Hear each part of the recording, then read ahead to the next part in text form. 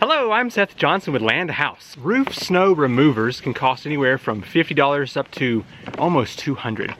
I've just built a do-it-yourself model for approximately $12. 2 sticks of 20-foot 3/4 inch pipe, and then about a 4-foot section here. Have a T, a couple of couplers threaded on this end and socket on this end, and then a couple of adapters here that are threaded and socket. I first need to cut a 2-inch piece of PVC pipe from this one here to connect this coupler to this piece. Next, I need 2 13-inch pieces cut from here. Now that the cuts have been made, it's time to assemble. I'm going to take that 2-inch piece and put it into the end of the T here, just like that.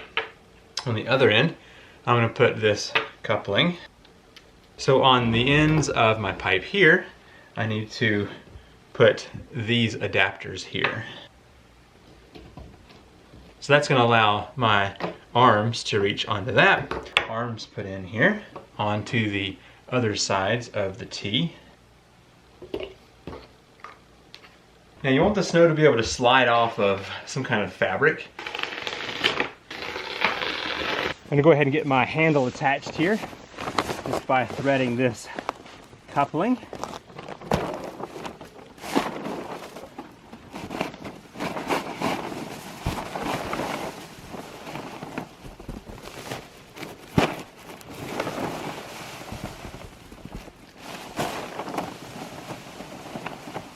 Is the do-it-yourself roof snow remover the most effective thing? Probably not, but if you are concerned about your roof caving in with 3 feet of snow or more, this would be a quick and inexpensive way of getting snow off.